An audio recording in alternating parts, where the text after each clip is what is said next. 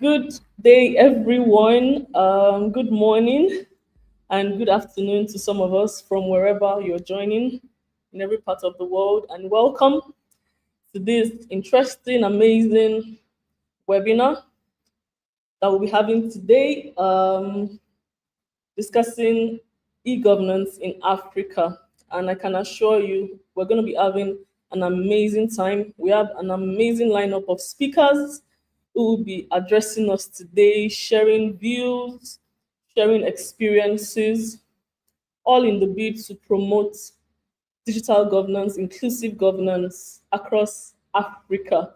For those who do not know about Africa e-governance conference initiative, this is a global initiative for Africa with a focus for advancing best practice and excellence in digital transformation, digital governance initiatives in line with the digital transformation strategy of the African Union as articulated in the African Union Agenda 2063. We have several expressions.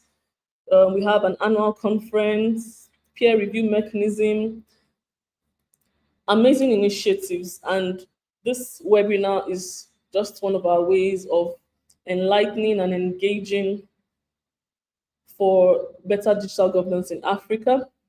Very shortly, I'll be introducing the Director General of the Africa e-Governance Conference Initiative.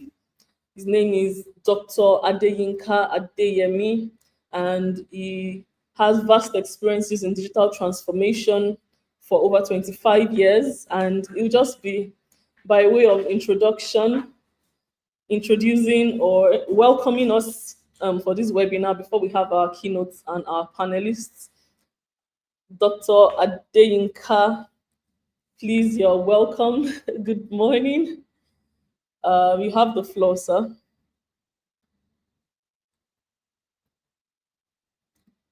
Okay, while we'll have him come up in a little bit, if you're here, welcome. And I'd just like us to pay attention, take notes, note down any questions that we may have. So at the end of the session, we'll be taking, questions from the audience and having some of our speakers address those questions. So thank you. If Can we have Mr. Adeyinka, Dr. Adeyinka Adeyemi?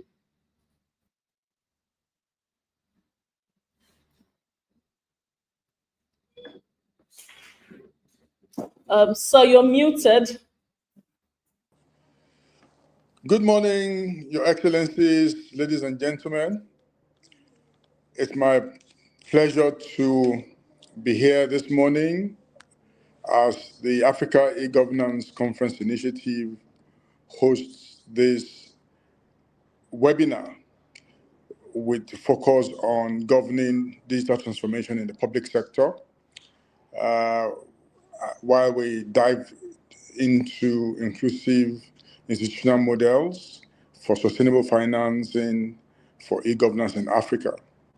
This is another webinar in the series that we have had over the last 2 years, and therefore it's my honor and privilege to welcome you all into this webinar.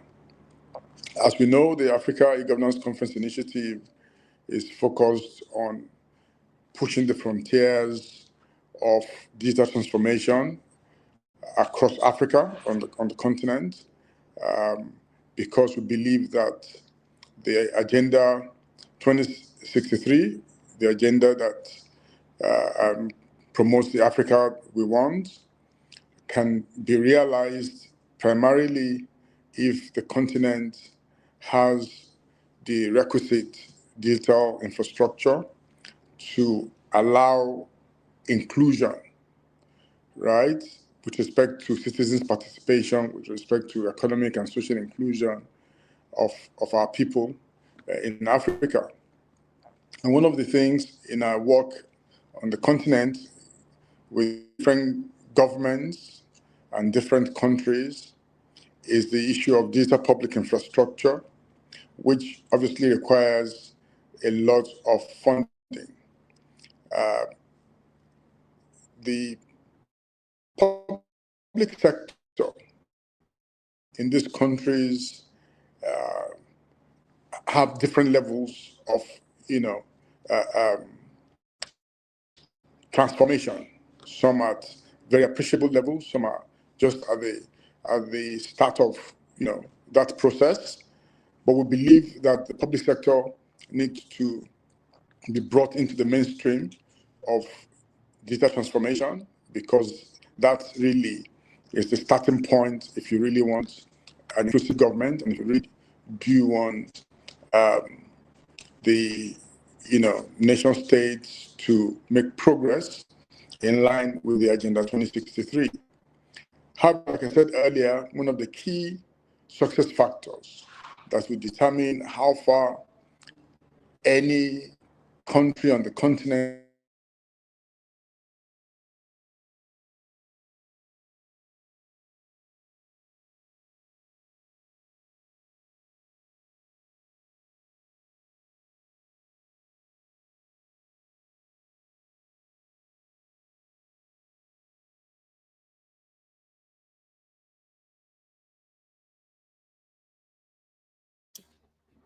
Dr. Adeyinka, we lost you there.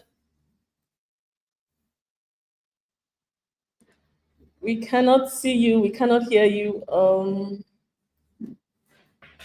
Okay, everyone. We'll work to try to fix that in a minute.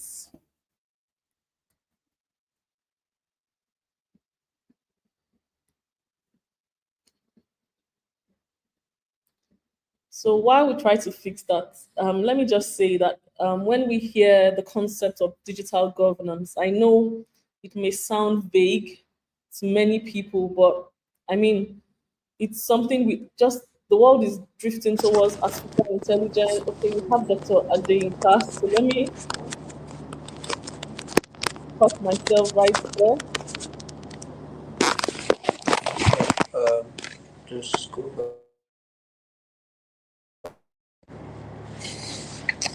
Right. Apologies for that break in transmission. Can you hear me now? Yes, sir, we can. Please go ahead. Excellent. Excellent. Right. So before that break, and apologies for that, I was just alluding to the fact that we need digital infrastructure for the continent to thrive with respect to digital transformation. We also need the public sector to take the lead when it comes to that, you know, roadmap. Uh, However, the critical success factor is how do we finance digital public infrastructure on the continent? And that really is the focus of this webinar, governing digital transformation in the public sector, inclusive institutional models for sustainable financing for e-governance in Africa. We have therefore put together a very wholesome team of experts on the panel to take us through this very interesting topic from different dimensions in terms of their walks of life, their experiences in their in their area of calling, and how they have all contributed in terms of value creation in this area that we're discussing this morning. So, once again, you're welcome. I think I can end my opening remark here and just wish you all very good deliberations, and to thank our speakers also that are on the panel this morning for making time of their very busy schedules to attend this webinar. Thank you very much. Happy deliberations. Thank you so much, Dr. Adeyinka Adeyemi, Director General at Africa eGovernance Conference Initiative. So, yes, you've heard it from him, and like he said, we have amazing speakers that will be giving us different perspectives of the theme. And I have not introduced the theme of this conference, but I'm sure we have seen it. But it says governing digital transformation in the public sector. We'll be addressing inclusive institutional models for sustainable financing for e-governance in Africa. Okay, thank you very much.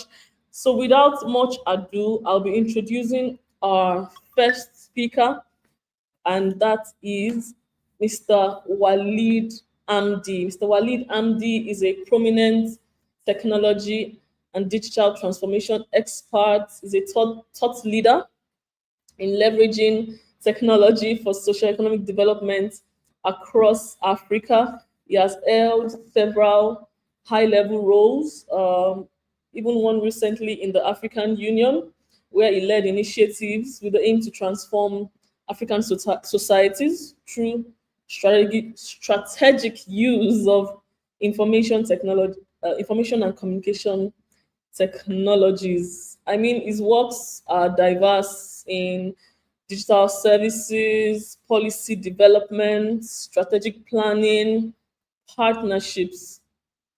I mean, I'm excited really to just dive into this session. Mr. Walid Amdi, it's an honor to have you here. I'd like to hand the floor over to you, sir. Thank you.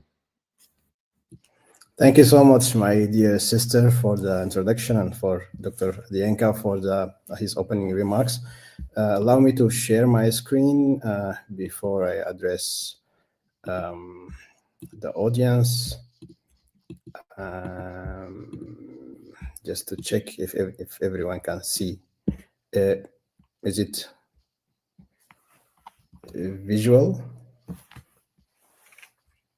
Can you see my screen?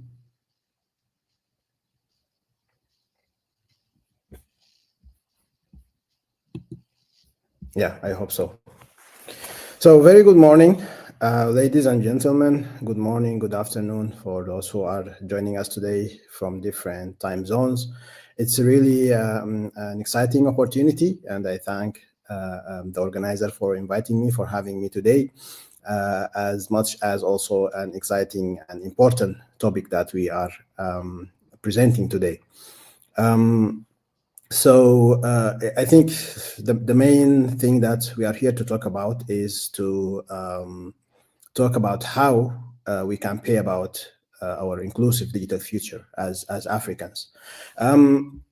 Very quickly, for those who are seeing me for the first time, and I think my sister, she put a very comprehensive introduction. Just very quickly, I have worked on a continental level on many digital strategies. The one that I'm most proud about is the African AI strategy. I have directed core digital infrastructure projects, national ID, government cloud, data exchange, and payment platform for government.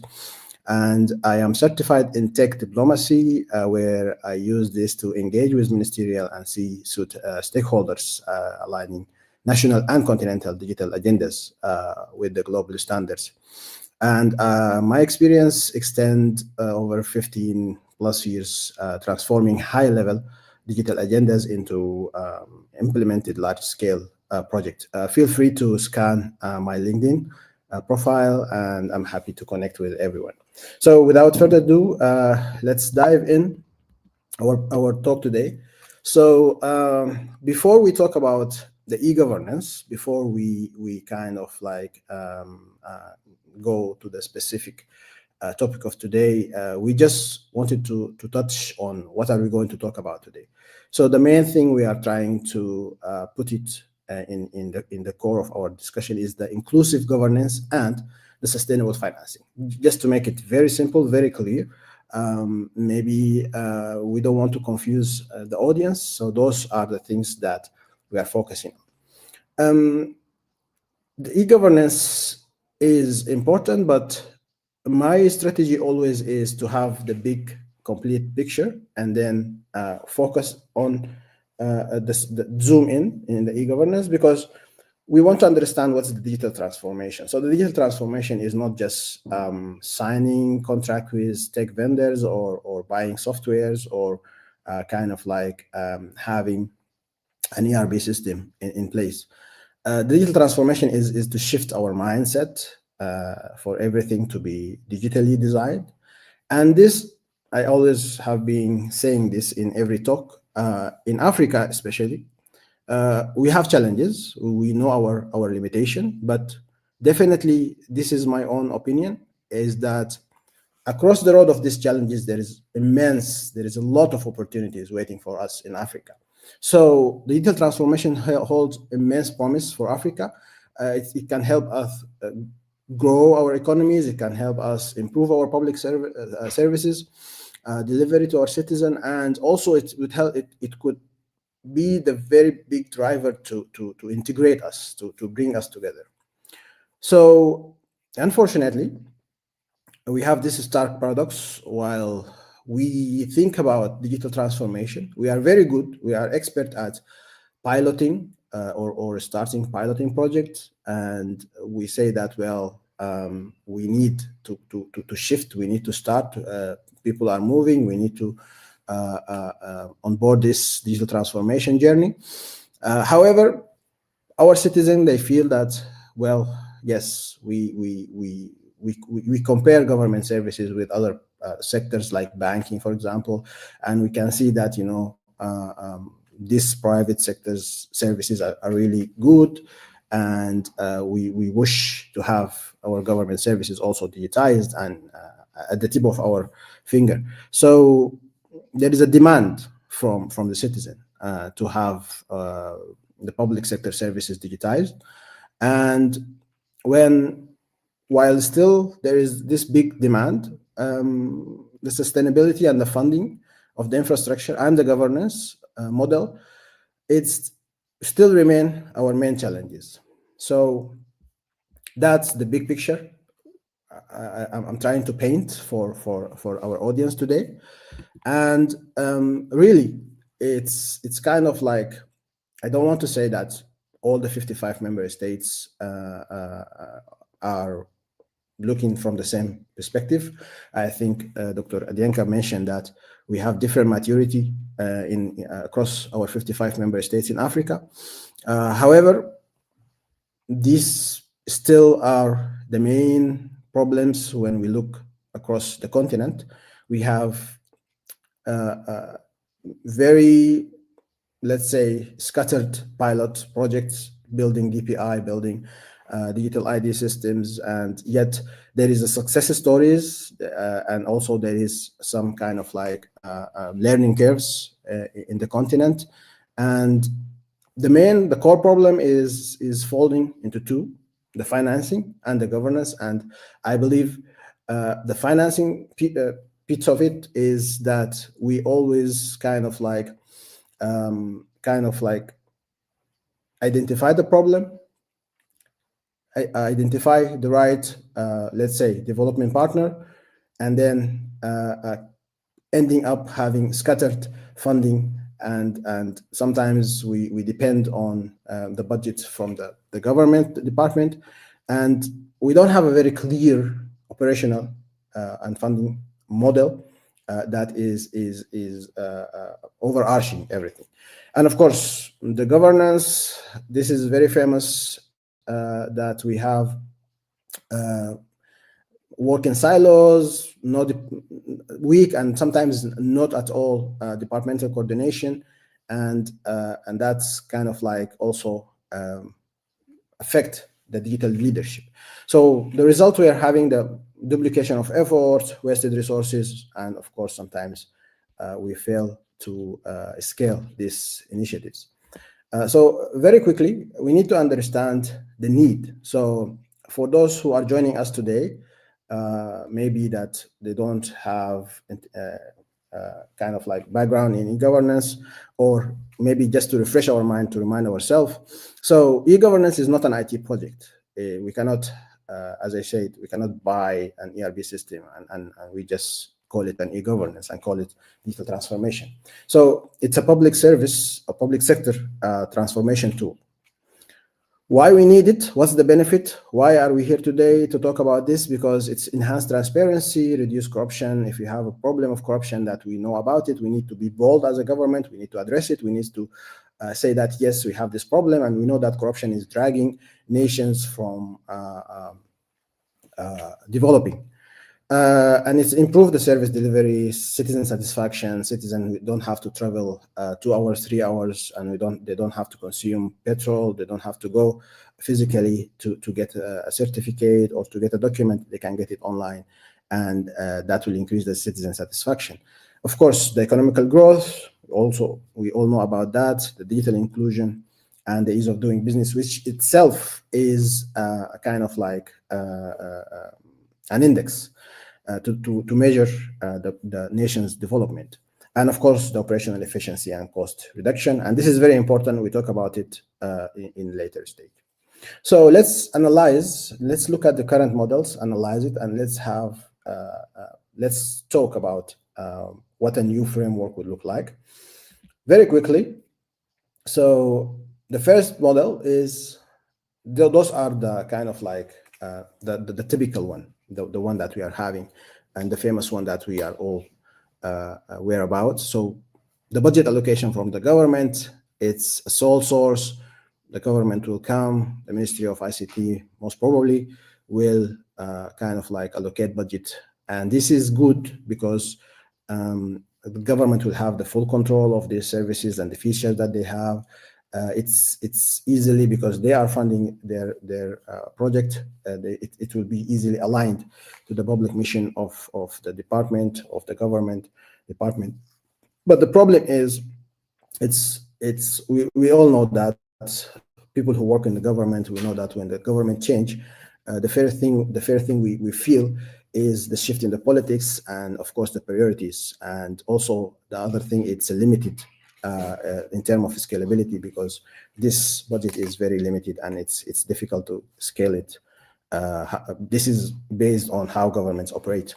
The second one is the donor and the development partner grant, which is good because it's kind of like seed funding for the initiative. If we are trying to build services, payment service, or data exchange, digital ID, it can start it for us. Normally, this kind of funding will bring knowledge transfer from the development partners because they have done it elsewhere. So it will be faster to kind of like transfer this knowledge.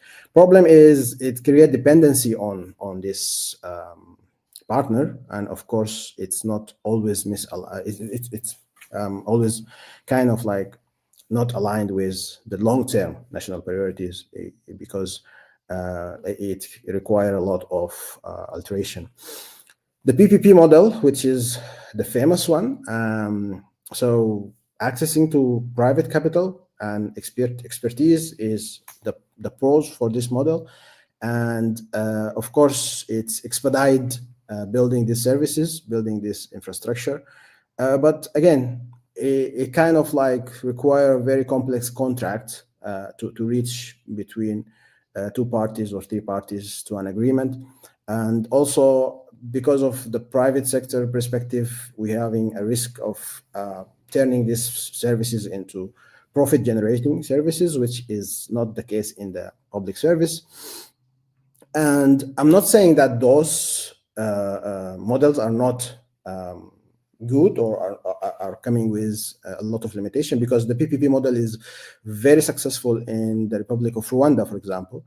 The Ministry of ICT is orchestrating the policies, the direction, the national ICT strategy, while the private sector is heavily involved in building.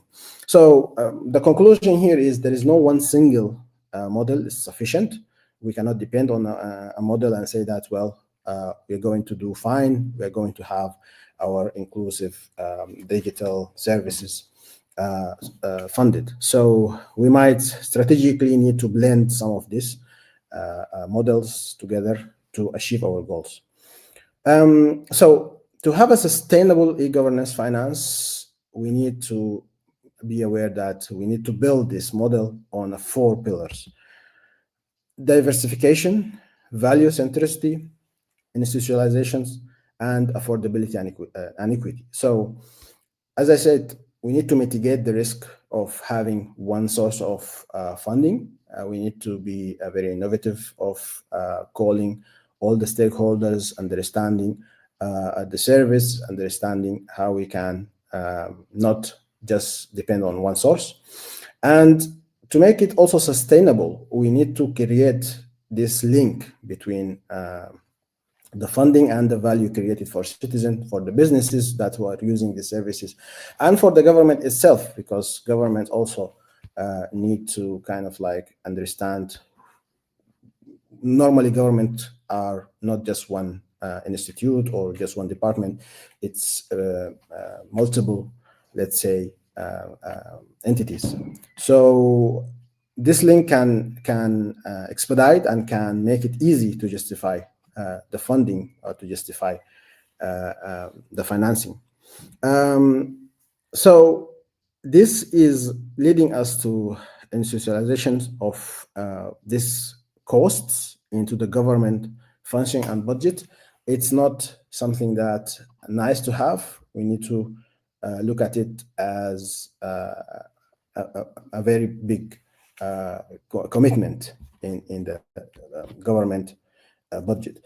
Affordability and equity of accessing these services is also a very important pillar because, I don't want to talk about the device affordability, for example. This is another topic, but we need to make sure that we don't make the digital divide wider.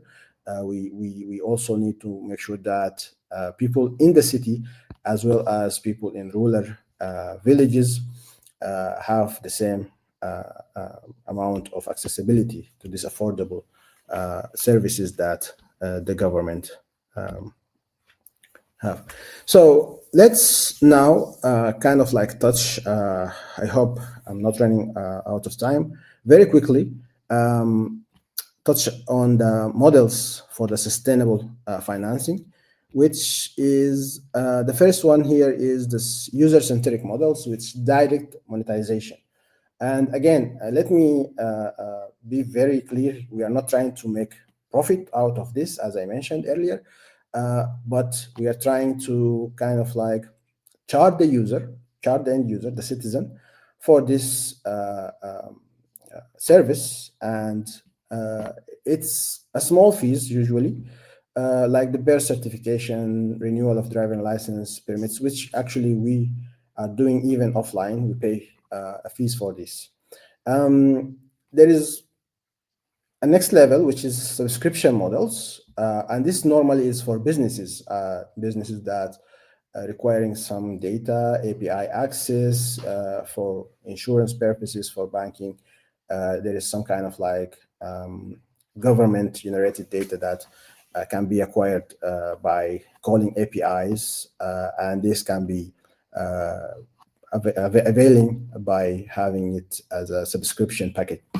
Also, we can have like the tiered services. So the basic services, for example, in the Ministry of Justice can have a basic service saying that, do you have any violation or any court hearing? Yes or no, that's a basic. So it's free. But if I want a detailed criminal record or something like that, then it can be also a paid service. So when this model is the best is for high value transactional services used by businesses, as we said. And of course, the risk is we need to be very careful not to make it very high, and that will exclude, let's say, the vulnerable population or people who can't afford to pay. So we need to cater for this. The second model is the government efficiency models, where it's nowadays, it's a trend. If we look at the global trend, now government around the globe, not only in Africa, they're trying to cut costs and they're trying to introduce cost saving. So from the cost saving perspective, because we can also spend a lot of money on the physical paperwork and processing, and that's could be eliminated, or we can have a cost saving by introducing digital ID, introducing payment system, introducing data exchange. You don't have to take the physical document to go to another government department. The data exchange, which is one of the DPI, can cut this cost. And this saved budget can be transformed, can be relocated to the operation of these public services. And of course, this model can help justifying initial investment, because it will show the decision maker that we are saving this amount of money by introducing the data exchange platform. So it will be easy to justify having the system in place, and also securing long-term budgetary commitment, because, as I said, we are going to relocate our our budget that we saved to the operation of these systems.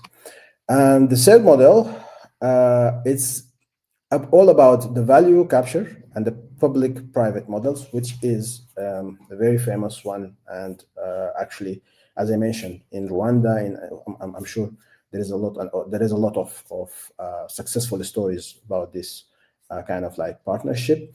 But here we kind of like try to leverage the public assets and private partnership. How? We can have the API monetization, as I mentioned, and this will help kind of like generate kind of like finance to this. But we need to be very careful, because we need to have this data, like land records, company registries, available, not just because it's helping us fund and have a sustainable financing, but it's also this is used to build innovative services, to kind of like make more services available, more feature for the services available. So it's very crucial. And the build operate transfer BOT is again very famous in a lot of countries, and the sustainability comes from that we handle the whole infrastructure, the whole building of the services to the private sector. They build it, they operate it for some times, and then they hand over to the government. Data as a public asset is also, again, one of the mechanisms of having this model, but it's still kind of like a new kind of like a mechanism that theoretical, which is exploring models where anonymized and aggregated data is used for public good, with safeguards, of course, because we don't want to violate any data privacy. But again, government nowadays, they should kind of like have the data as one of the public assets that we can use in different scenarios. The fourth one, I think it's now where we kind of like try to think out of the box, become more innovative, and also tap on the emerging finance models, which exploring new frontiers in public finance. And this one of the mechanisms is to bond these initiatives to social impact. So that's clearly going to gain traction, because it's directly related to social impact. And of course, when we talk about the green bonds for digital infrastructure, it's kind of like pushing towards the energy efficient data centers as DPIs, and also the whole digital system to be aligned with the global goals like the SDGs. And we have the blended finance, which is development grants to de-risk the project. And after that, when we are in a phase that we prove our concept, we can then have larger commercial investment from other parties. Let me just very quickly share the key recommendation and conclude. So we need to shift the mindset to frame the e-governance as a critical public utility. It's not a cost center. It's not nice to have. It's a critical public utility. And the second recommendation is to start with the value proposition. Who benefits? Like I said, if it's government to government services, then government need to put some kind of like financing. If it's government to citizen, if it's government to private sector. So we need to understand, because that will dictate who should pay, who should be involved in financing this. So also, no one size fit all. We need to embrace hybrid models sometimes to avoid that we just rely on a single source.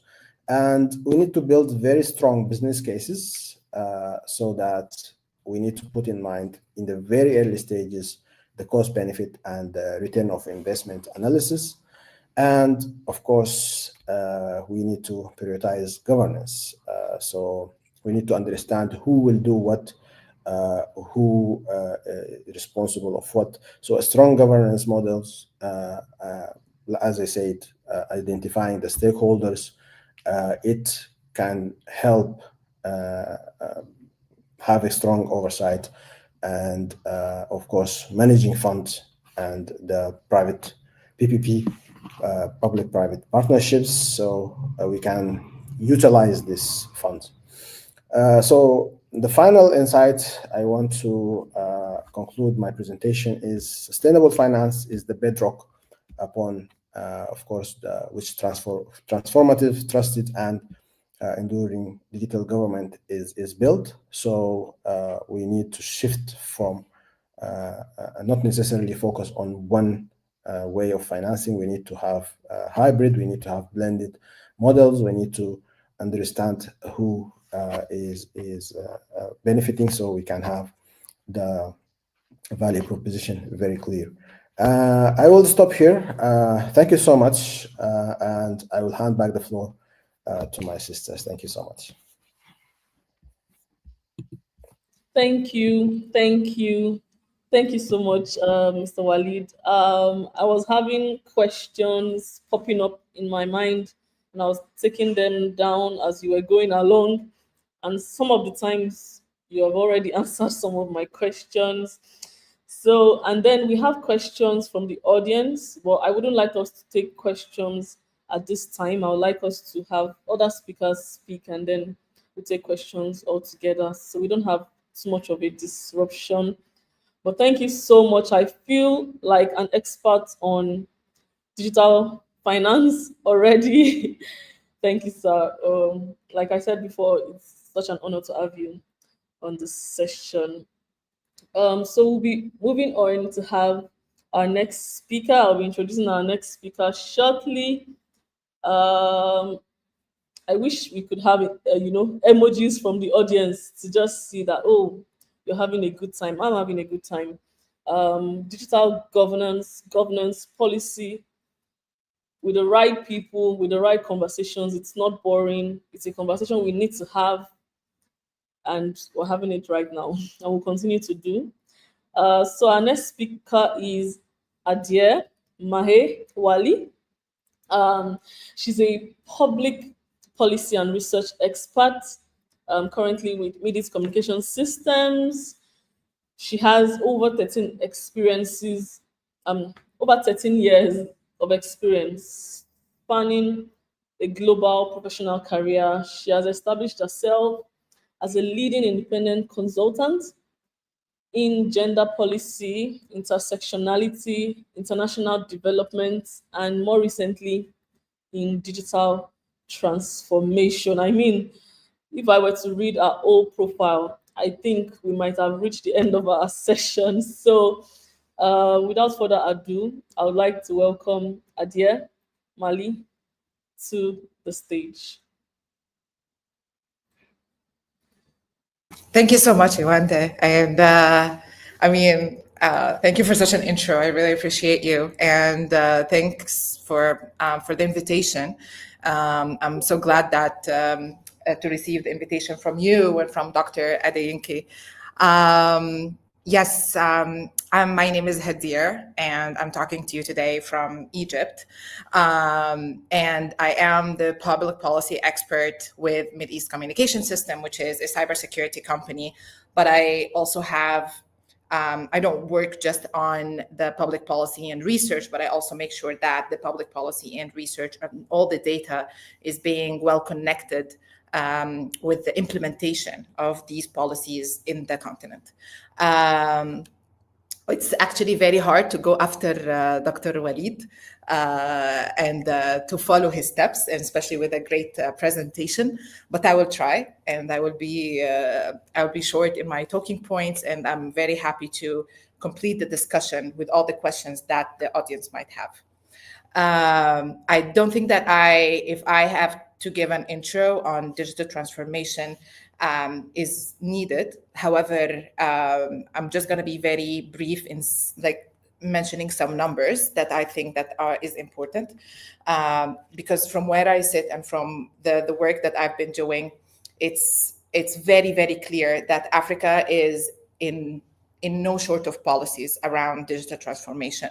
And we have a lot of experiments, we have a lot of policies, we have a lot of data, and we have even very, very strong key stakeholders in this sector. But I agree with Dr. Walid in what he said, that the problem is with our institutions and, of course, the financing systems. And coming from a from a private sector background, I think it's very important to see how the private sector play with the rest of the regional stakeholders in making sure that the digital transformation is progressing. Unfortunately, till now, we still have 550 million people still offline. We still have the third of the public services available across the continent is not actually working effectively end to end. So the question is, can we digitize? Still we can. But what is needed? We want to make sure that how the governance of that is sustainable and how we can finance it beyond the life cycle of donor projects. One of the things that it's very, very important as well is to have to break down all the digital initiatives.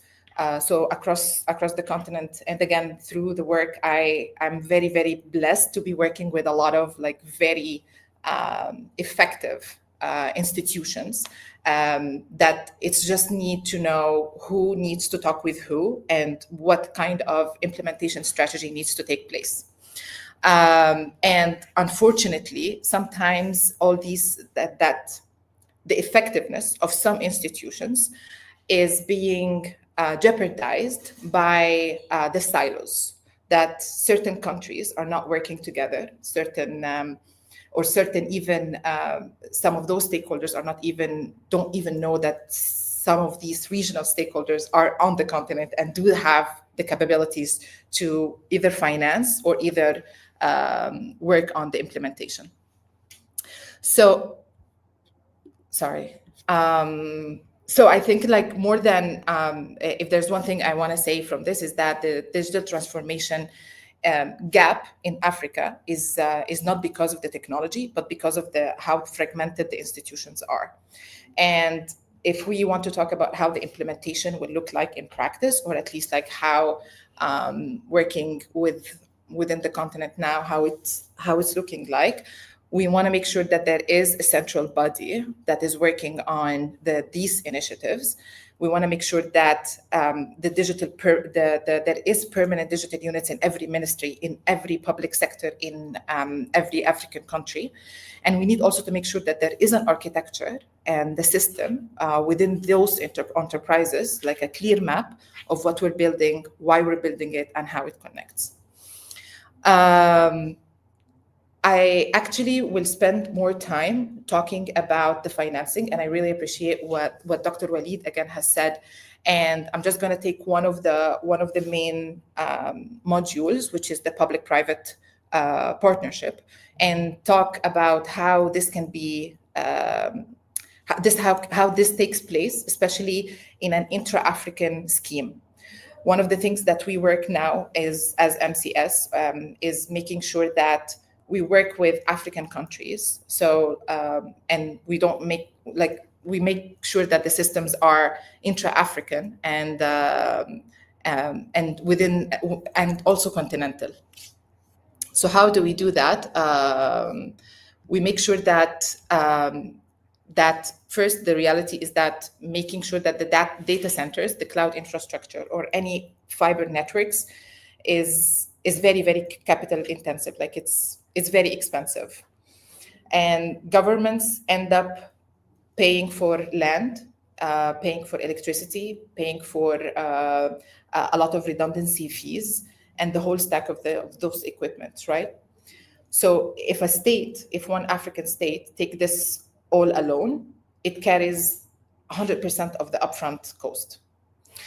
With PPPs, public-private partnerships, especially when the partners are African, whether African telecom operators, whether African cloud providers, or regional digital firms, the private sector takes on most of that heavy capital expenditure, the CapEx. And governments don't need to spend everything upfront. So they can pay gradually through service fees or revenue sharing arrangements. And it's a shift from going big capital spending to predictable operating spending. That alone lowers the initial financial burden dramatically. And we have been working with a lot of governments, and this has been working very effectively in terms of stepping in and making sure that the fund is not just heavy on the government or the ministry alone, but there are other stakeholders within the continent that can come in and step in and work together. Second thing is scale. If those African firms and the infrastructure companies already have the fiber routes, right? So the fiber routes are there, it cross borders, it's working, but they already run the data centers in multiple countries. And there is procurement deals for hardware. And when the government partner with these existing African players, they're not just starting from scratch, because already the infrastructure or the main elements of the infrastructure is there. So you're basically plugging into the infrastructure that already exists. So that even encourages a lot of the private sector to step in and put a lot of investment into that projects. That shared infrastructure can already reduce cost as per our data from 25 to 35%, which is huge. Related to that as well, the private companies buy equipment in bulk every single year, and they buy across multiple African markets. The prices are significantly lower than what a government would get if it procured once every 5 or 7 years. So that alone creates 10 to 15% of savings. And it's simply because African operators have market power and they have market volume. What about time? Time is very important as well if we're making these partnerships happen, right? And with time,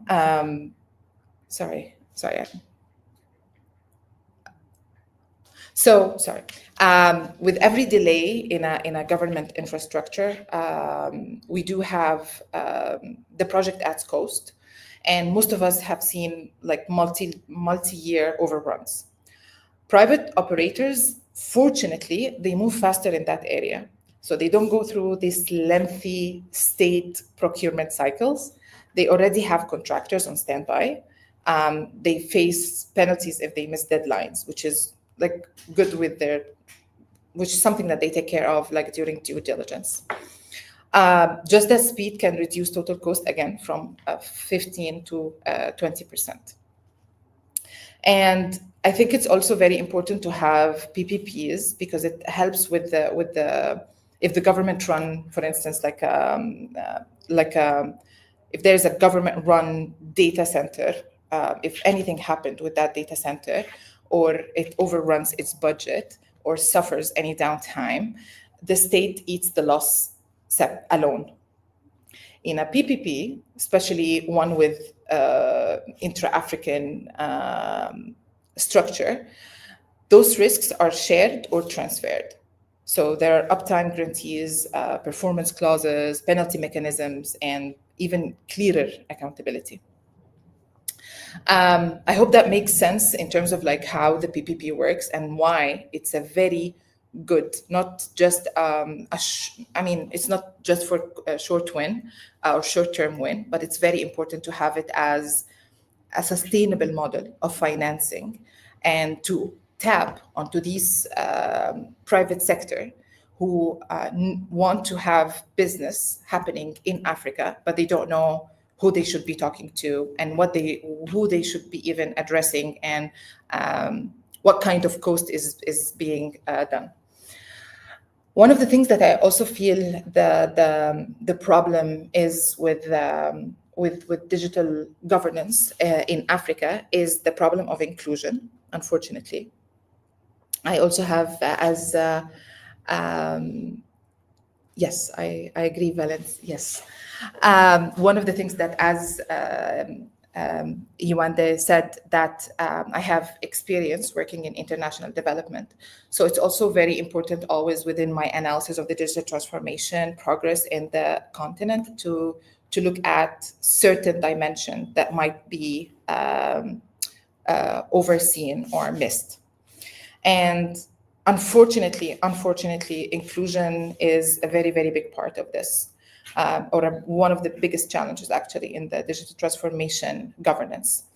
And not just inclusion within the lens of women, but also the lens of the inter-regional inclusion, like making sure that there are African countries are on the table when we are talking about these public-private partnerships. I think it's very important to look at the numbers in terms of encouraging the inclusion. I honestly feel like I want to talk more about this, but I know I'm very limited with time. But again, I just want to emphasize that it's not just about women. It's also about the inter-regional cooperation and how the digital skills and the digital data is there and the infrastructure is there. It's just a matter of, again, transferring the right data within the right hands so that the right decisions can be taken. My final thing to say, and again, I'm very, very happy to have this conversation, more like answers and questions. That's why I didn't want to like have a slide, because I would really, really care that we have a strategic and a strategic recommendation and to build up on after this webinar. And again, I just want to say that we already have evidence that regional approaches do work. I mean, we're also like very happy to have AfreGov, like one of our partners in the Future of Digital Countries, and having an Egyptian-Nigerian partnership on digital transformation and on e-governance is something that is very important. And through the AfreGov, it's very important to show that these kind of partnerships actually work. Again, like there's the cross-borders collaborations is not only enhanced by the PPP. Again, as I said at the beginning, we have enough policies, we have enough frameworks, we have enough data that allow us to work together. We have the AfSEFTA, which is, I think, one of the most important and most effective policy that has been done in the continent for like the past 50, 60 years.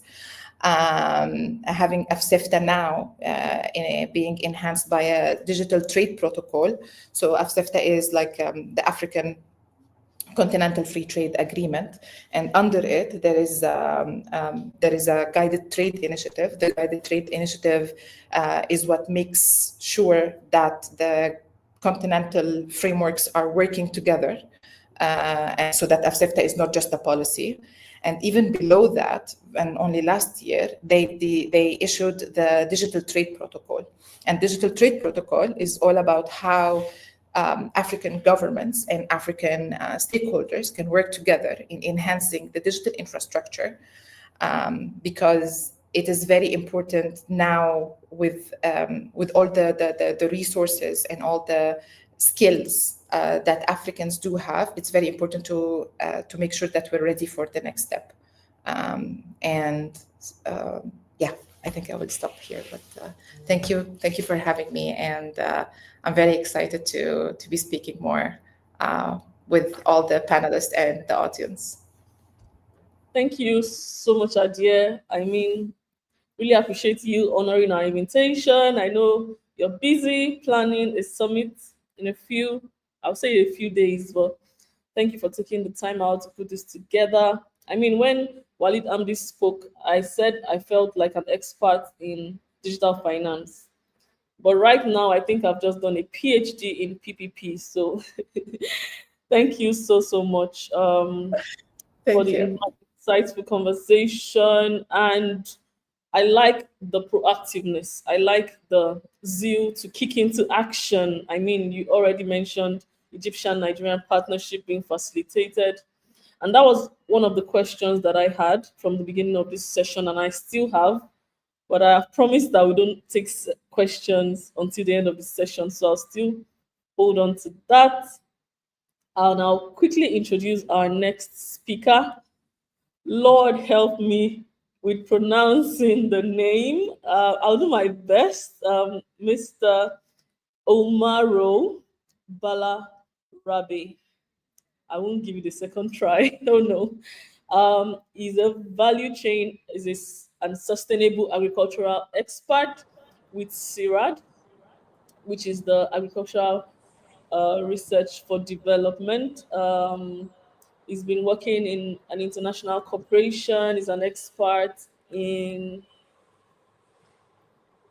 agricultural research, like I said. Has his doctorate from the University of the Chang. He has worked as an executive of Sode Cotton.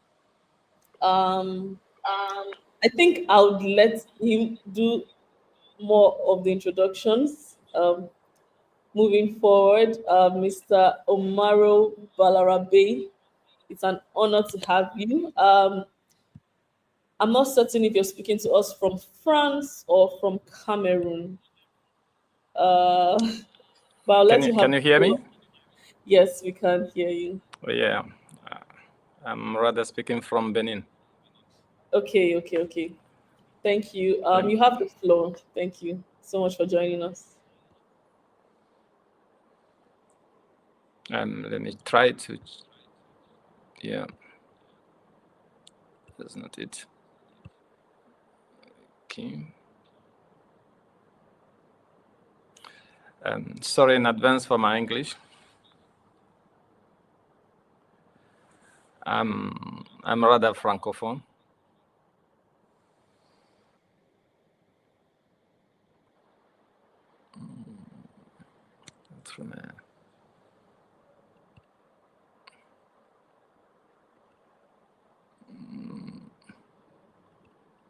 Just a minute.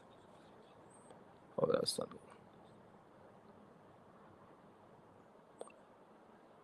It's okay.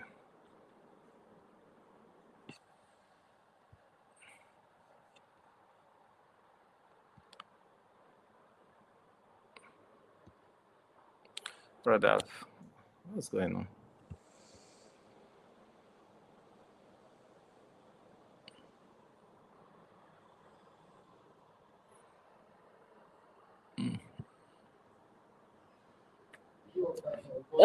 So is there a challenge sharing your slides? Yeah, it's okay.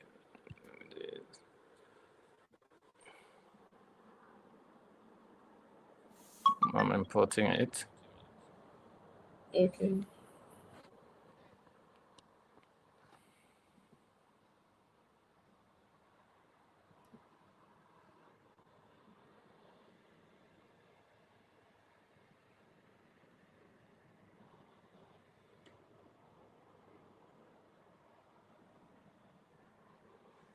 It will rather be a very short presentation.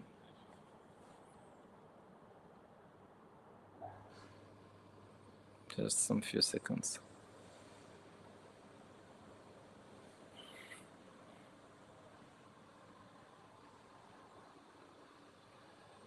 I'm sorry about that.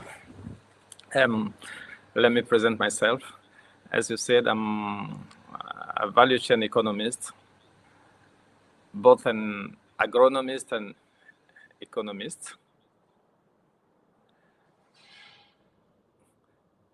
Do you have it? Do you have my presentation?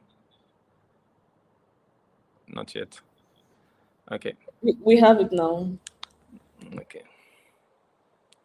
So, and I choose to speak about tools and perspective for sustainable development in relation with e-governance in agricultural sector. Yeah. And my presentation will speak about gaps, institutional factors, and financing factors within e-governance in agriculture. Let me start about how to justify the need for digital governments within agriculture. Agriculture is about concerns about, here we say 50%, but within certain countries it's above 70% of the population. And there is a need for transparency, efficiency, productivity, and several other things like resilience. And digital governance is the only tool able to improve service delivery and to modernize value chain coordination with things like subsidy management, extension delivery, and market linkage. So we really need digital governance within agriculture. And which are the gaps related to African agriculture in accordance with e-governance in Africa and maybe in several other institutions in the world? There are fragmented institutional architecture with ministries, agencies, cooperatives, private actors, and they are not fully in interrelations. They are not coordinated sufficiently, and this is one of the first gaps. In addition, we can talk about weak data governance. Sometimes we may not have data, or we may have low quality data and non-interoperable data sets. The third main gap related to African agriculture is the dependence with the donors. We have so limited sustainable financing. I mean, by sustainable financing, we mean own finance, own fundings, own tools of improving resources. And the last gap is related to limited integration between the farmer himself, his identity, and the whole data around him. I mean, production records, a framework of production capacities and everything. So in relation with these four gaps, e-governance may provide solution and improve agricultural productivity and efficiency. Now let's think about which value added e-governance is able to bring within agricultural sector. First of all, we can talk about integration in data governance. By integration in data governance, I mean digital farmer registries. Each farmer is supposed to have his own identity so that he is able to be joined within a framework of alerts to tell him whether it will rain or not, whether there will be a constraint or not. So this is about data governance. It may concern also not only the farmer, but also land and parcel information systems. Every farmer does not need to get technical information about his plots, about fertility, about the needs of urea and potassium and everything. And this may be within a coordinated platform. And there's also the need of integrated data according to input distribution tracking. Who needs what? And according to distribution, to the distribution panel, who got what as input and other fertilizers. The second strategic value added related to e-governance is transparency and accountability with, let's say, like management of subsidies, traceability of the systems, and here e-governance can bring more like transparency and efficiency in attaining each farmer according to his needs. The third value added is about efficiency and cost reduction. Actually, we need a very huge logistic for agricultural extension. Using e-extension may change everything. You don't need to go to the field, like say every week. We may not need several field agents to go and discuss with the farmers, and several decisions, several support tools, and digital payments may also be used to achieve some other results. To pay for, let's say, for an agricultural product, you don't need to go to the field, but you may just need to know, you may just need to draft a contract and make the payment to the cooperative who will be in charge of controlling the product before paying the farmer. So that's the 4 value added. The last value added is about market integration. As you know, in Africa, we don't have a single market according to each product. You may have, like, within the same region, you may have 5 different markets, 5 different local markets, just because the different markets, the different villages are not interconnected because of lack of road infrastructure. So just with e-governance, you can integrate those markets, even if there is no road to go there. So a farmer in village A is in touch with another farmer in village B and knows how much they sell the maize there, and he can fix more efficiently his own maize price in his own village. So the whole market is integrated. So that's about value added of e-governance, of governance in agriculture. Let's now talk about institutional models for agricultural e-governance. There's 3 different cases. The first case is what we are used to in Africa, with a very strong and centralized government architecture. But within this model, you have a lead Ministry of Agriculture, with or without a National Digital Transformation Agency. But this lead Ministry of Agriculture will be in charge of the whole coordination, with a very strong regulatory framework provided by the lead Ministry of Agriculture.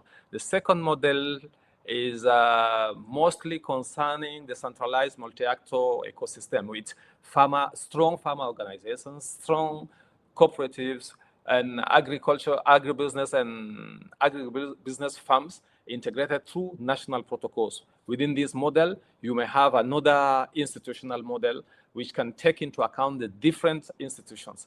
The third model is what concerns of and what have been presented by Walid and Maher. It's about PPP platform-based, with a central private actor organizing things around him with the support of the ministry. So here we have government set standards. So the Ministry of Agriculture is rather providing sets of standards.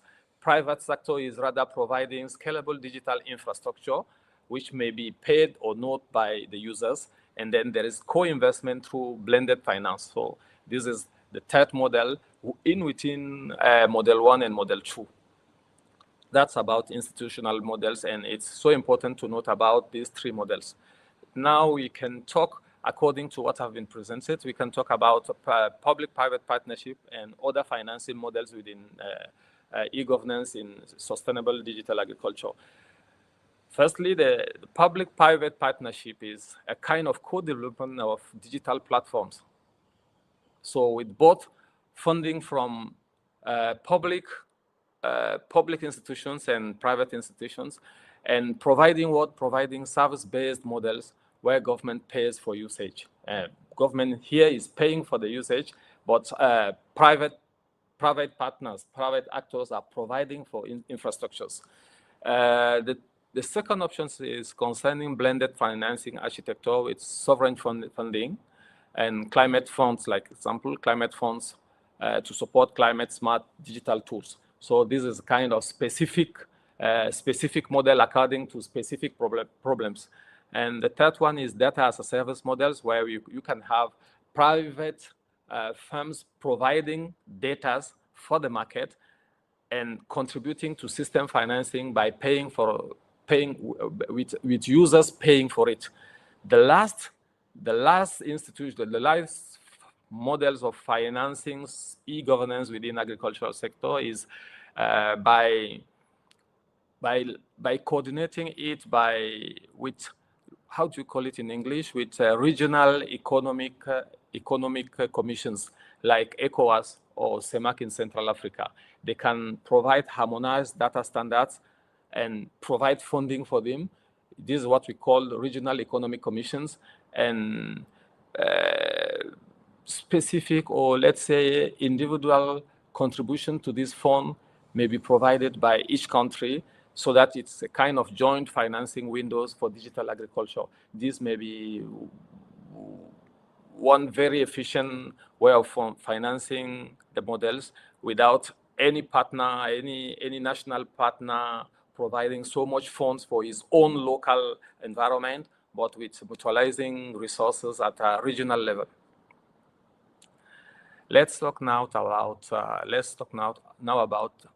tools and innovation transforming agriculture in relation with e-governance. First tool is farmer digital IDs and registers. Happily we can say that most of the countries are evaluating through this path with informing for each farmer a digital ID. This is necessary if you want to formalize what you call credit input platform. You will need it. If you want to formalize what you call input platform, you will need these farmer digital IDs and registries. And an example is Nigerian e-wallet to provide inputs within local councils. The second tool is digital extension platforms. Just like something very simple with how do you say it, local partners platforms, you can provide a very strong support to the farmers, providing technical informations on how to acquire credits, how to practice, how to do some specific practice, like if you want to provide inputs, how to do it, what is the new fertilizer formula, how to use it, when to do each operation, and you can do all of these within a single extension platforms. This is it, and it will provide so much efficiency to the system, to the model. The third tool is smart subsidy management. This has been developed in the environment of insecurity.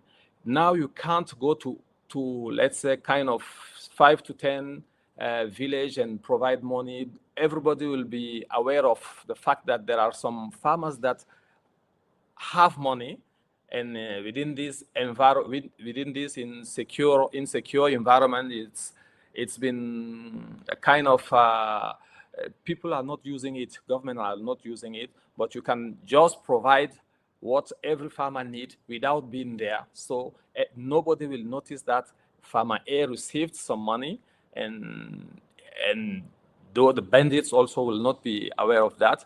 And the fourth very strong and efficient tool is the digital market platforms, and I already talked about it. It's just linking local village markets, linking them with each other, so that prices will be shared, information on the prices will be shared with each other, and information on the local production will be known, so that the market will be more efficient because of a better information availability. The last tool concerns remote sensing and IoT with technical technical facilitation like monitoring irrigation, soil moisture, and other yield forecasting.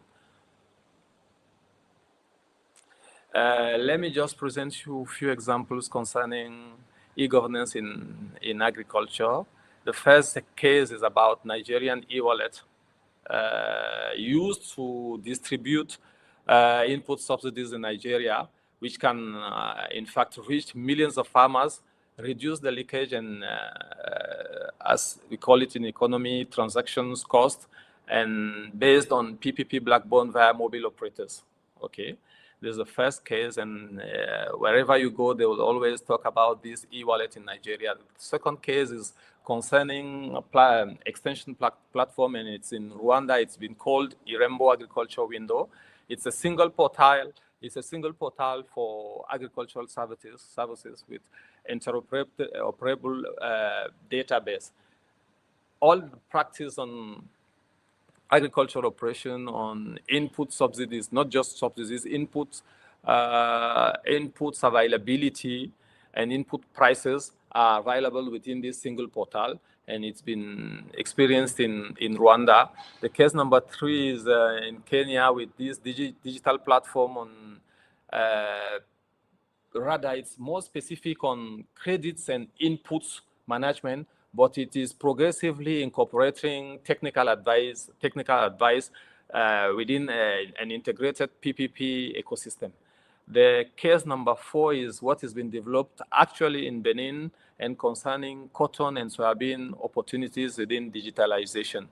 Actually now, input credit management is being digitalized, traceability within cotton value chain has been developed, and also other monitoring and digital monitoring of conservation agriculture and most widely on agriculture ecology has been developed. This is about the cases, the specific cases for e-governance in agriculture. Now, before concluding our speech, which are the priorities for Africa in accordance with e-governance? First priority is about focusing on institutional architecture. Before developing e-governance, we have to make a clear diagnosis on how it's been organized, the agricultural sector, and then see how to improve the institutional architecture. And it will need national data governance frameworks and interoperability standards. The second priority concerns sustainable financing promotion. You will need like developing or promoting PPP-friendly regulatory frameworks. You will need to focus on digital agriculture innovation funds. They exist and we have to explore them. And we'll also need to focus on like climate and green digital finance. They may be very interesting to provide e-governance startup.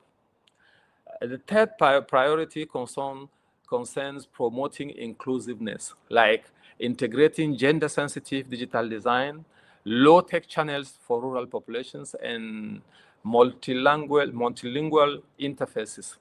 And the fourth priority is about what I've spoken earlier, is about integrating it within a regional level with regional economic commissions to make it more easily, more coordinated with less resource needed from countries.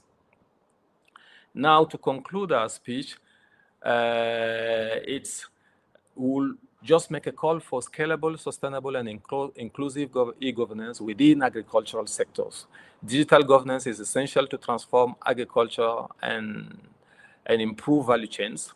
Sustainable finance and PPPs are central to long-term viability, and countries should adopt regional interoperability and inclusive design. Agriculture then can become a leading sector in Africa's digital public infrastructure agenda.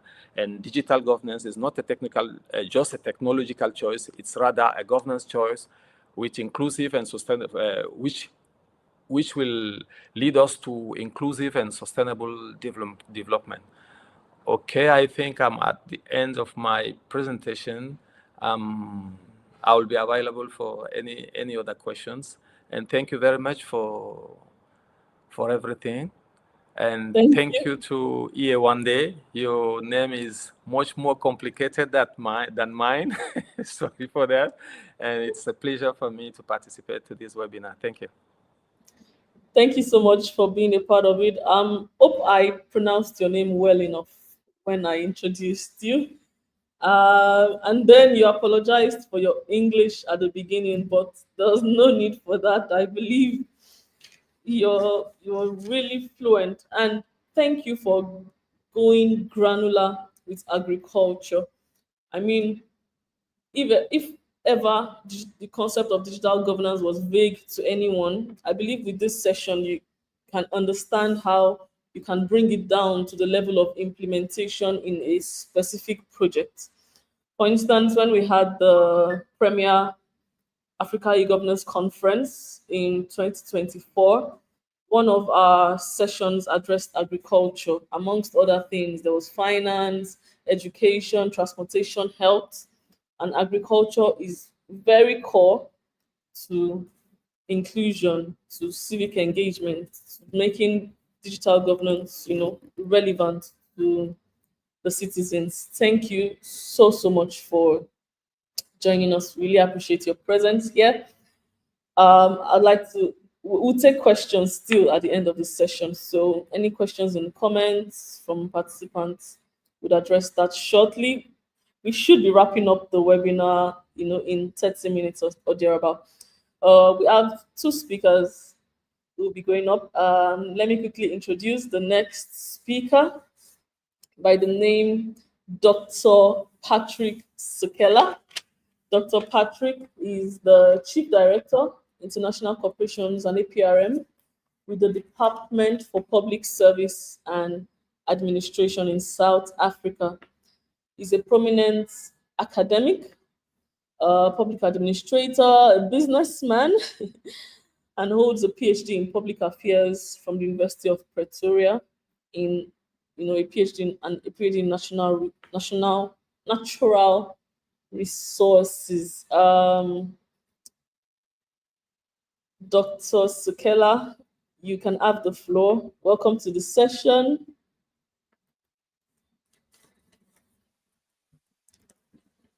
Thank you very much for the introduction. I hope that you can hear me. Everything is sorted. Yes, we hear you well. I must apologize. I'm in another meeting. I've just taken a break from the other meeting. I do not have a PowerPoint, but I've got very specific points to make with respect to the subject matter. The first point is just to greet the audience and thank them for giving me the opportunity and for them listening to me.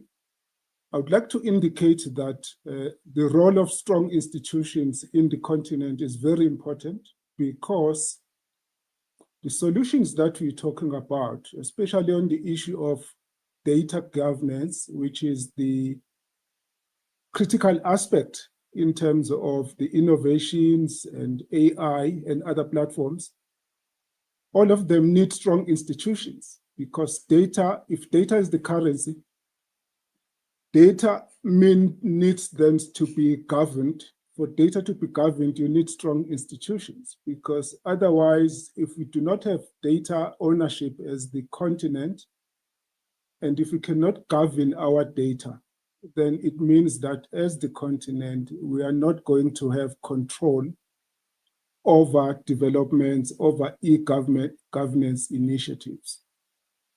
What that means, therefore, is that we need to put steps to ensure that we have institutions that have got integrity to protect the interest of our citizens. Because at the end of the day, it's about citizens, whether the government in power are able to deliver on the needs of the citizens. Therefore, the proposition or the hypothesis, therefore, is that for us as the continent, in order to realize the aspirations of Agenda 2063, we need those institutions so that our rare minerals I see data as part of the rare mineral that we have in Africa and South Africa especially, because for these platforms to run, they need this data. And what is happening right now is that the platforms that are there, we don't have ownership of those platforms. And our resource in the form of data, which is the driver of these platforms, is generally not in the hands of us as Africans. Therefore, the question of self-reliance as the continent becomes a key feature in terms of e-governance going forward. I think that is the proposition that I would like to make at this webinar. Obviously, these ideas are not new. The principle or the value of self-reliance in Africa is not new, but it's the practice of that. Because we're talking about financing. So if we're focusing on self-reliance, we should be focusing less on financing, because financing means that we want to satisfy our needs now, irrespective of the long-term implications, because we then have to call on outsiders to finance our aspirations. So we need to find a way to keep the balance while we are building on our own capacity. How much do we need to reach out to outsiders to support our agenda? And the evidence is that those who provide the finance do not necessarily have the interest of the continent at heart. So their priorities tend to take precedence over the priorities of the continent. I think that's the message that I would like to share. In that context, the African Peer Review, of which South Africa is a member, offers us the opportunity, the platform in which we can try to practice these things. I'm in a meeting right now of the APRM Steering Committee, where we are looking at ways of self-reliance in terms of the programs of the African Peer Review, because there is no way that we can realize our aspirations unless we have got a certain degree of autonomy, independence as far as access to the resources are concerned. I think that is the long and short, moderator. That is the message that I presume is not new, but it remains important for the development of the continent. I thank you, moderator. Thank you very much.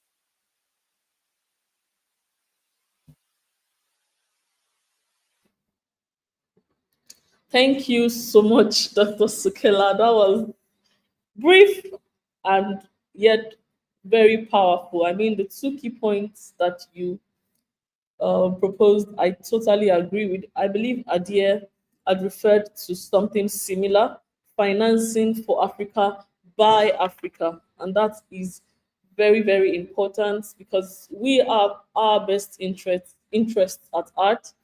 And when and the financiers of a project, of course, have a very strong power in steering the project.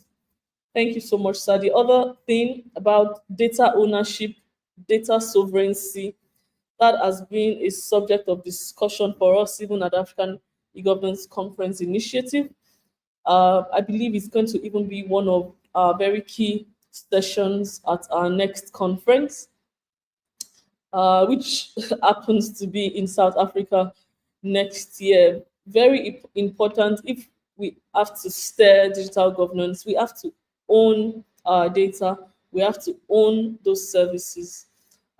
Thank you again, Dr. Sekela, for taking out time from your very, important meeting at this time to join us at this webinar, and for the key points that you have shared with us. We really appreciate your presence, and we look forward to having you at other sessions. I know you'll be stepping out soon, so sadly, if anyone has any question for you, we may not be able to take that in this session, but we'll definitely take notes of them and address them the best that we can. Thank you so much. We'll be having another speaker. That's Evelyn Kwateng. Evelyn Kwateng is a digital transformation and policy professional. Our work has focused on digital public infrastructure, shaping public sector innovation across Africa. She currently serves as the Director of Programs and a board member at the Africa Center for Digital Transformation in Ghana. Evelyn, it's a pleasure to have you. I hand the floor over to you. Thank you very much for this brief introduction. I think that majority of what I would say today has already been shared by the very affable speakers. It's also nice to see some of our partners already on the panel in the person of Hadia. So I will just share 2 slides and speak to it briefly. As I already mentioned, most of the things have already been shared, so not repeating it, so that we can have our speakers, we can have our audience also ask questions. So what I've gathered from Mr. Wahid, Hadia, the third panelist, sorry, I didn't catch the name, and then Dr. Patrick, is that, yes, that we are digitizing our public sector at an unprecedented stage. If you look around the continent, there's AI strategy or national AI strategy springing up every now and then. There are also lots of Ministry of ICTs coming up with different projects. But what you'd realize is that some of these, the general digital transformation journey on the continent is sometimes uneven, so the maturity level is uneven, but then more so is fragmented, and then the financial aspect of it is very fragile.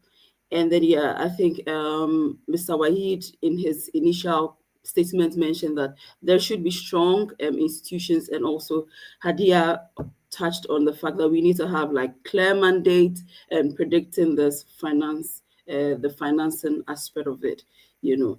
And I also want to add that there's research shows that governance failure caused most of digital project breakdown. So not the technology itself, although there's a whole spectrum of what technology, as you were, the last speaker was mentioning, the digital sovereignty part of it. And also the moderator mentioned the fact that who owns the technology, what's the back end, who owns the data, and what do they do with the data. So that's the context. I would just, because as I said, most of these things have been shared, but what I wanted to touch on, which would bring a different twist to our conversation today, was to look at a bit of like the practicality of the fragmentation of the weak governance, right? So here at the center, we say that when we talk of digital transformation, it's less about the technology, but more about the governance, because you can have an impeccable technology, even homegrown technology, right? So we are not even talking about we are not talking about tech that has been imported across the continent. We are talking about homegrown technology. Without proper governance, without proper procedure, without the interoperability of it, then we are going to waste a lot of money. We are going to waste a lot of time. And in the end, our digital transformation journey would be one that is bound with a lot of issues. So yes, I wanted to just touch on this briefly. So yes, starting with Nigeria has like a multi-level, multi-identity system, and rightly so. Nigeria is 200 million plus population, right? But let's see. So what are some of the issues? There are different identity systems. We listed a few ones here. And then going to the impact, what does this mean in terms of impact? It means that $1 billion is duplicated. This same $1 billion could go to other aspects of what the digital transformation, other aspect of it, either deploying tech, training citizens, or training the public sector, or just different other things that this 1 billion could go to. And then yes, the operational cost of it is very high, you know, because every sector then, or every industry or every department would have to bring their own ICT team, would have to have their own procedures, would have to have their own regulations, which then make the operational cost for the country very high. And then there's also inconsistent data, because then how sure are we that all those, for instance, who are registered on the passport biometric have the same as the MINC number? Like, so how sure are we that there is how do you call it, consistency across board. The lesson here we can learn is that strong institutional coordination can reduce costs and enable sustenance in financing. The second one is our very own Ghana. Yes, there are some part of the digital transformation in Ghana, I would say, like even in Nigeria, has been interoperable. What I mean is that, for instance, we have the ICOMs, which I would go into it shortly, but notwithstanding, there are quite a number of fragmented e-services. So we have like the Ghana Gov, which is somewhat modeled after the UK Gov platform, and it's great. But then you realize that depending on the office or the department you are going, you would need different data, or you would need to provide essentially the same data that you would have shared somewhere. What it means is that, yes, as I said, in the case of Nigeria, it's also expensive to maintain it because the GRA is maintaining theirs, Lands Commission is maintaining it, the Passport Office is maintaining theirs, different components, depending on the department you go to or the ministry you go to. They all have to come up with maintenance team and essentially also operation cost. And then, yes, there is weak interoperability. So, with fragmentation, one of the evidence of its impact is weak interoperability. So we are going to see it more often. And here the lesson we can pick is unified governance, so that we have one central portal, which so we can have one central portal, which part of it the government oversees, but also not just the government, so that we can mitigate things like maybe state surveillance and all of that. So government can maintain part of it, and then we can also introduce the what we call the private partnership, public-private partnership, where then vendors and then the private sector can also have some component of it, so that in the end, our digital sovereignty as a country, as a continent, is really owned by the different sectors, public and private sectors. Yes, I will quickly zoom into Sierra Leone. And then, yes, there's also the fragmented health information system, where there are a number of, depending on the hospital or the health facility you go, there are different data. So we don't have like one centralized data running across the health sector. And it makes, yes, there is insufficient, spending. And then there is also limited national visibility. So depending on the part of Sierra Leone you have different realities, because the digital maturity, depending on as I said, the different region you are is different. It's a bit different, yeah. And then for this, the lesson we learn here is that we have to, different African governments, or in the case of Sierra Leone, would have to then coordinate the governance framework, as has been mentioned by previous speakers, so that depending on the health facility you use, your data is already there to curb some emergencies. I will just, I think it's a lot, but I would want to just skip and then maybe go to the last scenario here, and then we can conclude for the questions to come. Yes, so yes, same with, there's the third scenario, we'll be looking at overlapping mandates, which is very important. In governance, it's important that every component or every facet of the actors or the stakeholders know exactly the role they are playing. So we would have ones that would draft the mandate, would have ones that would validate the mandate, and those that would implement it, those who are accountable for it. But in some cases, we have seen there is this overlapping mandate, which in the public sector then really raises the question of who does what and when. And how sure are we that we are not using the same Naira, Cedi, Kobo to do that same Naira, Cedi, Kobo to do different things that if we had like a bit more centralized team could have happened. So here we have in Nigeria, starting from Nigeria, we have the NCC, and then we have NITDA, and then we have the ministry. When you go through the fine print of the mandates they have, you realize that's very similar. Right. So here we have conflicting roles in digital policy and regulation. Who is a regulator here? And at what point do we have NCC leading? At what point does NITA come in? At what point is the ministry taking the lead here? And then the impact is that it sends a mixed signals to investors. because as they are coming down to invest, or as they are coming to the country to invest, then who do we go to? If we go to NITDA, would we have to then eventually go to NCC as well? Or once we are at NCC, the different departments and agencies would be covered. And it goes also for Ghana with NITA versus the ministry department agency. So for instance, the Ministry of ICT in Ghana has quite a number of agencies under it. And NITA is one of the agencies, but also we have the NCA, which is also a regulatory body. So in terms of procurement, for instance, or even just regulating the different mandates in the country, it's always a conversation of who does what and at what point. Yes.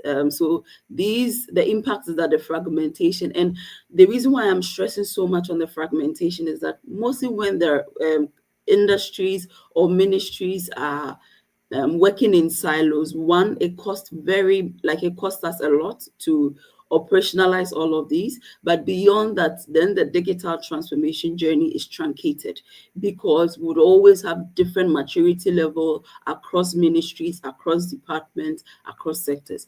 I will just end with the last country here, that's Liberia, which also has a similar situation like what I've presented in Ghana and Nigeria. And here also there's always like the confusion of compliance. So if a private sector organization is coming in and they need to be compliant with some government mandatory rules, who do they apply? Who is accountable, or who holds these private sector accountable? And all of these concern really make signals even to the citizens as well, because when we are looking at our digital revolution as a country, which sector are we looking at? Which ministry is in charge? Now, generally, what these scenarios teaches us is one, governance failure would definitely lead to financial waste. So as we are talking about sustainable financial systems and the different frameworks we can use, for instance, like the PPP that has been spoken across board, and without proper governance, we would waste this money. And then the second lesson we learned from here is that the fragmentation undermines sustainability. One thing I wanted to add, which I didn't include whilst I was speaking because it was in the previous slide, was also the political terrain. You cannot talk of a country's digital transformation without bringing the aspect of political will and the political terrain. Now, what fragmentation does is that because in most African countries, there are different electoral cycles, like either 4 years or 8 years. If they are not institutionalized, if the digital transformation is not institutionalized, what happens is that every government would come when every government comes, they would want to do something different. So we would spend the same dollar, the same CD, the same naira to set up different institutions as compared to the previous government. Whilst if there were some sort of interoperability, then even though the government is changed, we would have had these systems already laid, and then we would be able to save the finances. I would just want to add with the last one that with all that I've presented and with all that our panelists have presented, you realize that digital transformation must be institutional, not just project-based. So it is not one ICT project where we are doing digital IDs, for instance, and another project where, for instance, we are bringing smart tools for agriculture, and another where we are looking at our fintechs. It should be more institutionalized so that every department is looking at their digital transformation, so that collectively the country would look at their digital transformation, not from a very high level point, but one that would have been built from the ground up. Yes.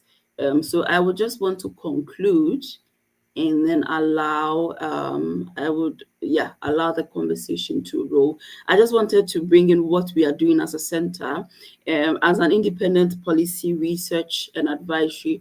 What we are doing is, as I really like what Dr. Patrick mentioned, that developing our own research competences so that the data is coming from us, the insight is coming from the data we produce. Because even when we have donors from outside of the continent donating to us, there's always a caveat, there's always a catch, there's always something we need to do to ensure that we also satisfy the requirement of these donors. So yes, what we are doing as a center is also emerging as a thought leader on digital transformation governance, doing capacity building for citizens, but also for the public sector, for the regulator. So that when we are talking about digital transformation, we all have an idea what this is, and especially when we are talking about governing digital transformation, we know the path and the frameworks we should go.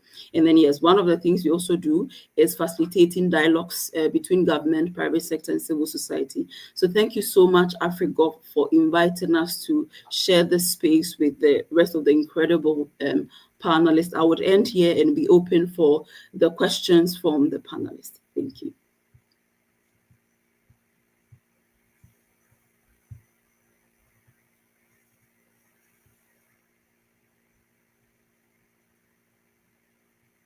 Thank you so much, Evelyn, for touching up on those important points and also for making it brief.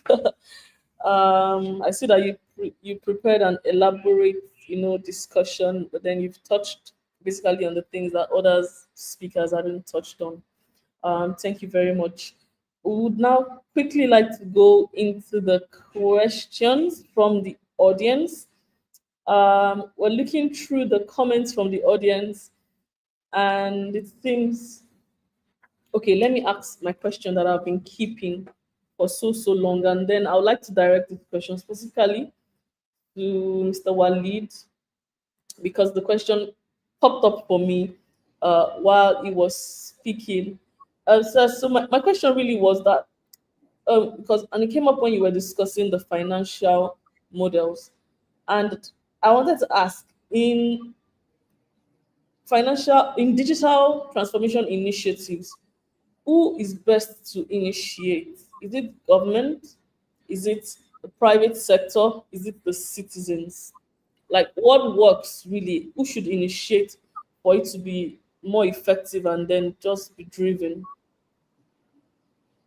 Well, thank you so much. Before I answer your question, my dear sister, I would like to thank all the speakers. I have been following closely and enjoying every point made, and I'm sure also our audience today have the same feeling and learned new things. To answer this important question, who should initiate? So we have kind of like, we don't have one player, right? So we have a combination from where these initiatives come from. Most importantly, definitely across our 55 member states in the African Union, we have national strategies. So from these national strategies, there is strategic goals, and then from there, we look at this, and this right now actually is where we're trying to put our focus, is to align national strategies to the regional and continental level strategy, and also the United Nations and the global strategies. So this is one source. The other source, and most probably this one is initiated by government itself. The other source is, as I mentioned in my remarks when I talked about nowadays our citizens, they are using private sector services like banking, like food delivery application, like you name it. So they feel that this can be replicated in government if I can order, or if I can have my bank statement in a few clicks or a few finger tips on my phone, so I can get my birth certificate, I can get my marriage certificates the same way. So this also something that the citizen, through the citizen engagement platforms or social media platforms, they can request to have this kind of like service digitized, because they feel that this is something can be done.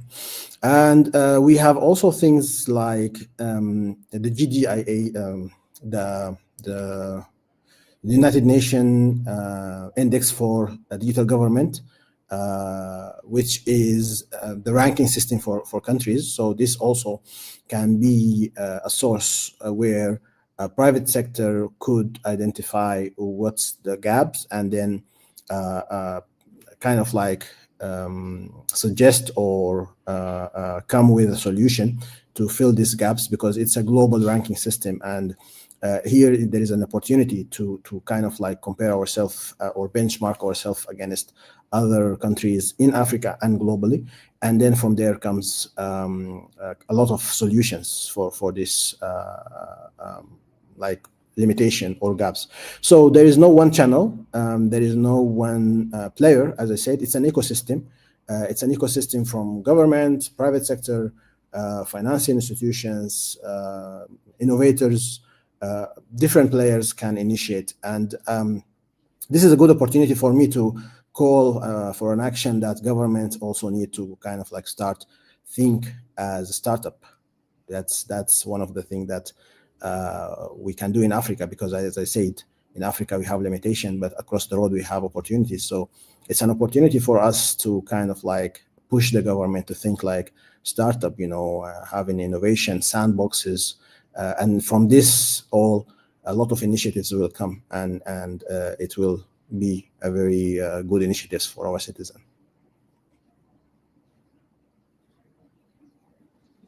Okay, sir. Thank you so much for that. I really appreciate. I have another question for Mr. Balarade. But before then, someone in the audience, I think, has a question for Evelyn.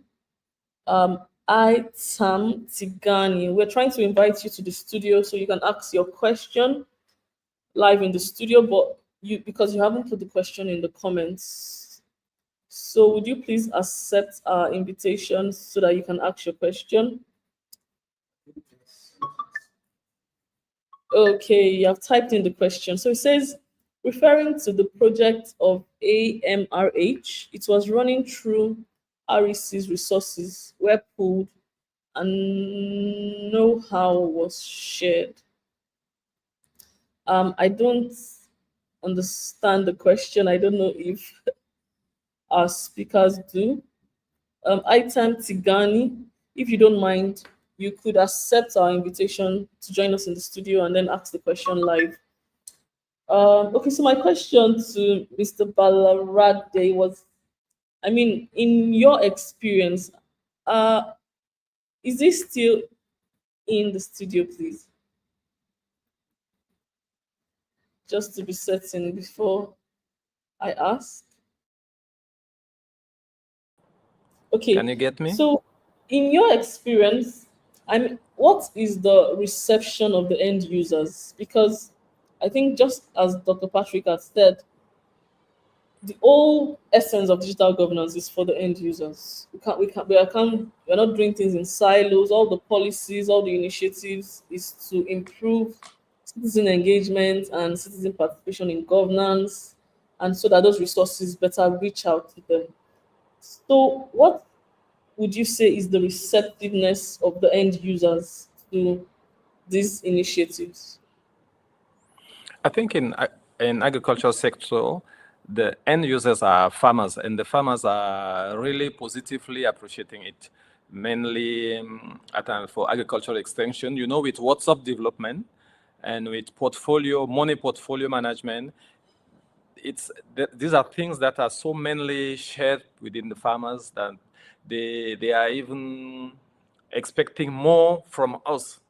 And there's a real great social demand on some specific e-governance tools. So there's no worry to have about that. Okay, just a follow-up question on that. Are those initiatives developed alongside the end users? So do they have any input in the specific initiatives that are being developed, or are they simply developed for them and then introduced to them? Yeah, I think it's the last option. They are developing tools for farmers without integrating them to the process, to the development process. So there are efforts to be made in this sense, And I think by 5 to 10 years, final products and final tools may be well adapted to farmers. But in fact, there are efforts to be done. Okay, thank you very much. Do we have the Gary in the studio now to ask this question? Okay, we don't. I have a question for Evelyn. I don't know if we still have her on. Yes. Can you hear Okay, me? very much. And it's when you were referring to the overlapping mandates and the multiplicity of agencies and where there is no clarity on who is to do what at what time and on board. What do you suggest as the solution to that, that Thank you. challenge? Yeah. Yes. Yeah, thank you very much. And I think it even ties into the question you asked, that who initiates? Who initiates these projects? But I think Mr. Walid has done an amazing job with that. So every department and their mandate. So let me use Ghana, the architecture, as an example, right? There is NITA, which is the National Information Technology Authority. Here, so everything around authority should go through him. Should go through NITA. But then we also have NCA, National Communication Authority, right? So here it's always like, okay, at what point are we doing communication? At what point are we doing information technology? But what is interesting is that above all this is the bigger umbrella called the Ministry of Technology, Innovation. No, it's Ministry of Innovation, Technology, and something. They've changed the name, right? So we have a bigger umbrella, and then we have, which is supposed to be like the mother of all regulators, and we have these two regulatory bodies all in the same agency. So my advice would be that each agency can have a clear mandate. So let's say we want to let's talk about the Ghana card, which is the ID, right? It's a project that was, it came from the government, the previous government, to ensure that every Ghanaian has some sort of identity, and even the foreigners or internationals living in Ghana have some sort of identity, and is specifically overseen by the NIA, so the National Identity Authority. Lots of authorities there, but there are some sort of synergies with what they do as NIA and what they do as a Ministry of Communication. So depending on the projects that we have, and talking about digital transformation, I believe that the government can streamline, okay, the ministry itself can have this overarching like supervisory role to ensure that they are like the backstop. So before everything hits the markets, the ministry, because also in the ministry are technical experts there, right? But the different agencies within, I think with every agency's name comes also with a certain mandate, right? So the National Identification Authority would then do our ID cards, but it shouldn't be in silos. So the data they collect, we shouldn't have to also give another data to do our passport, because it's the same biometric. I'm the same person if I'm doing my passport, it's the same person if I'm doing my Ghana card. And I think Ghana is trying to do that. So there isn't one answer as compared to what we should do, because some of these things, when you get into the fine details, it's a little bit complicated with mandates, terms, and then the individual internal regulations. But I believe if the government can step in to streamline a bit of like their processes, so that at every point there are some synergies, not overlapping synergies, so that we can spend the city very well in the end. Yeah, this is what I would say. Okay, thank you so very much. I was going to wrap up this, but then we have a question from the audience. If we could quickly take that on, it says, it goes to any of the speakers. So from your experience in digital transformation, how effective have change management models been in digital public infrastructure adoption? And goes on to explain that as one of the speakers was presenting, he mentioned digital infrastructure is not about buying new ERPs, but more about governance, which means preparing for people or preparing people for change and aligning them with organizational culture and frameworks? This question is going to the floor. So, I think in the favor of the time, I think I was the one saying that, but in the favor of the time, this is a very long topic, but definitely one things I would say in just 3 seconds that it has been effective if the stakeholders is engaged at a very, very, very early stages of the initiative, so that they have the ownership, and then they know that the change is coming. They mentally and also operationally expecting that the way the things that they have been doing, the business is going to change, and also it will be very good to align that change management. It's to the kind of like the goals, meaning that we'll let the stakeholders know that this will going to save their time, give them some time back, also allow them to have very efficient way to do things. So all this from the beginning was very effective to at the end of the delivery of the project have a very high adoption rate.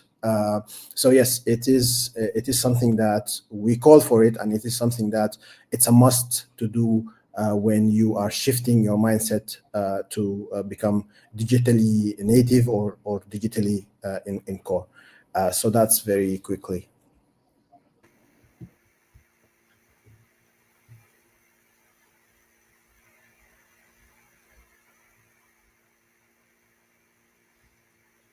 Is Manya on the call?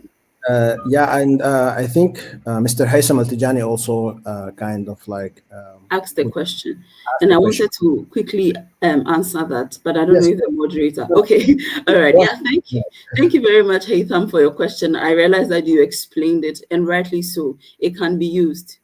Okay, it's directed to us. Okay, then Mr. Walid, I will just begin and then you can end. Rightly so, it can be used. And in terms of our digital transformation journey, I think the AU's digital transformation strategy is our go-to, is the first place we go to. It's still, I mean, I think it would expire, or the mandate would end in 2030. So we still have roughly 5 years to go. And even as a center, some of the things that we do, we get our mandate from the AU strategy. So when this is implemented well across the continent, this can help. This can help our digital transformation journeys, so that we know that when we are looking at what is the future for us, we are looking at this strategy, and then the goals or the pillars that it aligns, we can all align to that. And there we have health in there, we have agriculture, we have trainings. And so most of the things we talked about are actually featured in the AU digital transformation. So thank you very much for bringing that on board. Yeah. I think I cannot add anything. You have put it very well, and yeah, I agree with you 100%. Yes, thank you very much.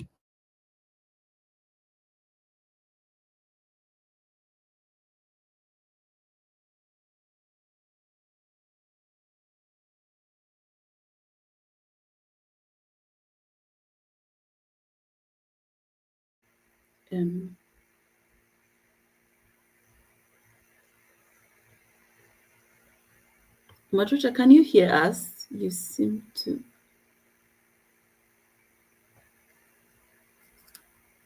Okay.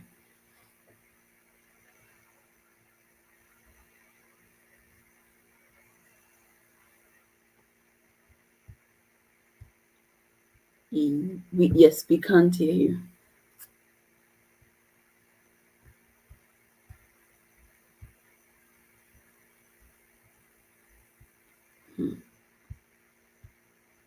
I still cannot hear you, my sister.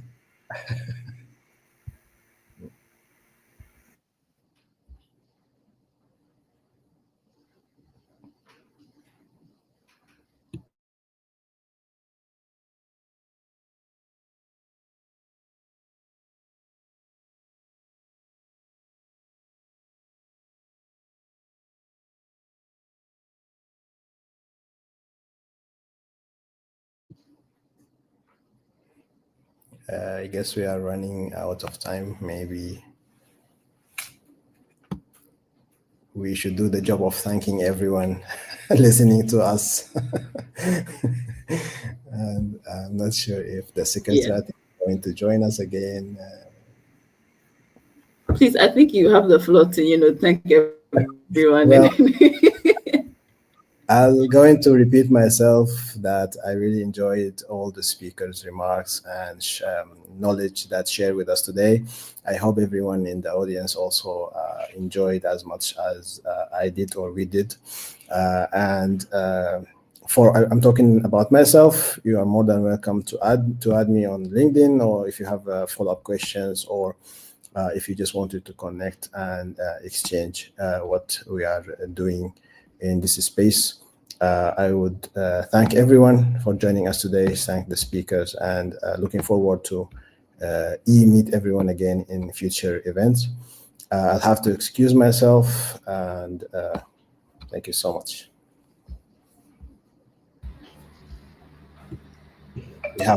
Thank you so much for that. Like I said, we're having a network glitch at the moment, but thank you to all our speakers. It's been an honor sharing this floor with you, and I hope we can connect, outside of this. Thank you to all our participants for staying with us through. I know it's possibly the longest webinar you've been a part of, but like we've seen in the comments, it's been insightful. It's not been a waste of time at all. It's been amazing. And here at Africa eGovernance Conference, we're not just having conversations for conversations. We're having conversations that we want to drive into actions. And we encourage you to connect with us on all our spaces, LinkedIn, Facebook, Instagram, so you stay updated with all our future programs and events that we'll be having coming up. We have a conference coming up early next year in South Africa, and we'll keep you updated on that across all our platforms. Again, thank you so much to all our amazing speakers. We'll definitely be having you again. Thank you for honoring our invitation, and enjoy the rest of your day. Thank you very much.